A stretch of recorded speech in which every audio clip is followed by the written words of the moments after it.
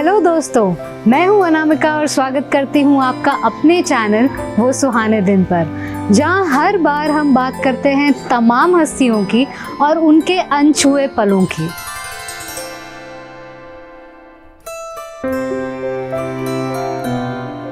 बॉलीवुड में सफर तय करने वाले हर एक व्यक्ति की इस बात की तहे दिल से तमन्ना होती है कि उसका नाम हिंदी सिनेमा के इतिहास में अमर हो जाए। कुछ चेहरे ऐसे होते हैं जो दर्शकों के दिलों में पीढ़ियों तक राज करते हैं, तो वहीं कुछ ऐसे नाम सामने आते हैं जो पर्दे से गायब होने के बाद गुमनामी के अंधेरे में कहीं खो से जाते हैं और उनकी छवि सिनेमा प्रेमियों के मन में कहीं मिट सी जाती है। लेकिन आज हम एक बेमिसाल अदाकारा की बात करने वाले हैं, जिन्होंने अपनी करियर की शुरुआत बांग्ला फिल्मों से करी और साथ ही साथ हिंदी सिनेमा के इतिहास में भी अपना नाम अमर कर दिया। जी हाँ, हम बात कर रहे हैं बेहद खूबसूरत और बेहतरीन कलाकार सुचित्रा सेन जी की। सुचित्रा जी का जन्म 6 अप्रैल 1931 में बंगला के पाबना जिले में हुआ, जो आज बांग्लादेश में है। इनका जन्म का नाम रखा गया रोमा दासगुप्ता। फिल्मी दुनिया में कदम रखने के बाद इनका नाम सुचित्रा हो गया। इनके पिताजी का नाम करुणमय दासगुप्ता और माताजी का नाम इंदिरा दासगुप्ता था। सुचित्रा जी के पिता ने एक निजी स्कूल में हेडमास्टर थे, जिसके चलते इन्होंने अपनी प्रारंभिक शिक्षा पबना में ही पूरी करी। ये अपने माता पिता की 5वीं संतान थी।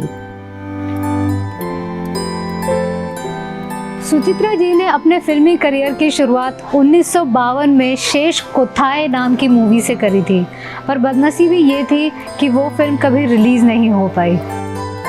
इसके बाद अगले साल ही ए निर्मल डे की फिल्म शहरिया चातोर में उत्तम कुमार जी के साथ नजर आई। इस फिल्म ने सिनेमा प्रेमियों के दिलों में घर कर लिया और इन दोनों की जोड़ी दर्शकों को खूब रास आई और ये जोड़ी बन गई फिल्म निर्देशकों की पहली पसंद।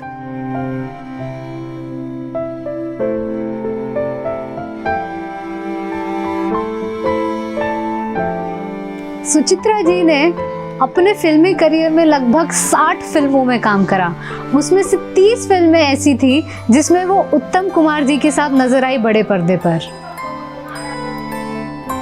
यूं तो सुचित्रा सेन जी की सभी फिल्में मेलोड्रामा और रोमांस से भरी होती थी, लेकिन खास तौर पे जब उनकी कोई भी फिल्म उत्तम कुमार जी के साथ हो तो वो और भी रोमांटिक हो जाती थी और इसी बात ने उन्हें बंगाली फिल्मों की सबसे मशहूर अभिनेत्री का दर्जा दिया गया।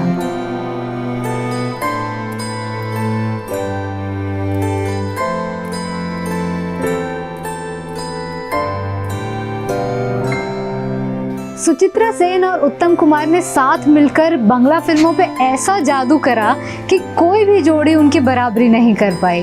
52 बांग्ला फिल्में और 7 हिंदी फिल्में करने वाली सुचित्रा सेन ने 1955 में रिलीज हुई देवदास में पारो का भी किरदार निभाया।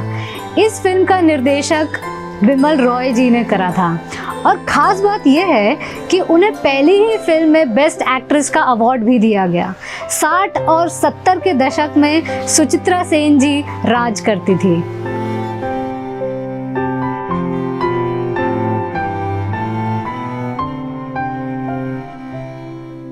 बात इनकी यादगार फिल्मों की करें तो गुलजार साहब की फिल्म आंधी को भला कैसे भूला जा सकता है। इस फिल्म में सुचित्रा सेन ने एक पॉलिटिशियन की भूमिका निभाई थी, जिसमें इनके साथ नजर आए थे दिग्गज अभिनेता संजीव कुमार।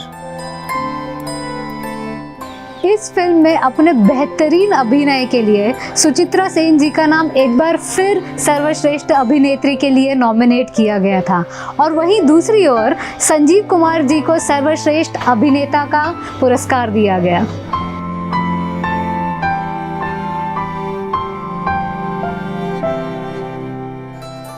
इतना ही नहीं, 1963 में मॉस्को इंटरनेशनल फिल्म फेस्टिवल में सर्वश्रेष्ठ अभिनेत्री के अवार्ड से भी नवाजा गया और जिसके बाद ये बन गई भारत की पहली ऐसी अदाकारा जिन्हें विदेशी अवार्ड दिया गया।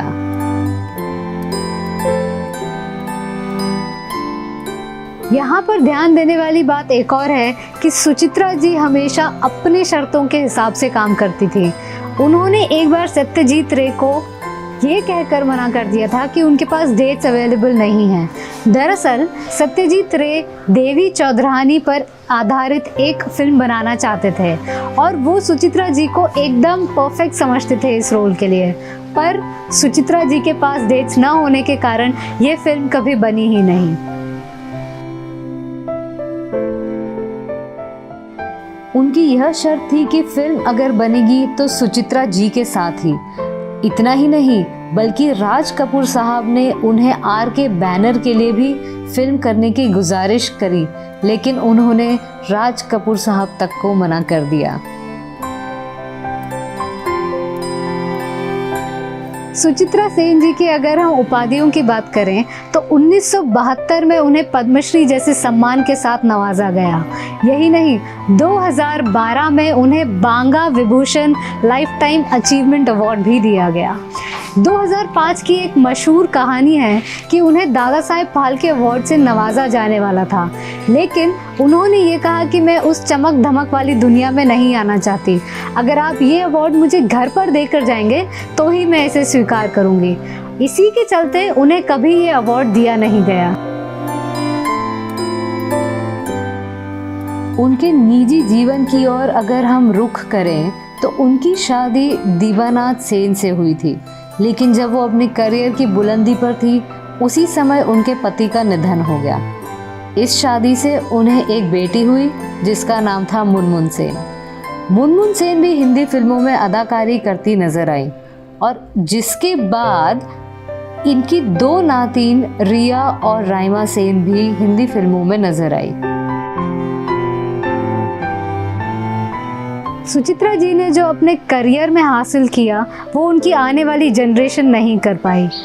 सुचित्रा जी हिंदी और बांग्ला सिनेमा का एक जाना माना चेहरा रही।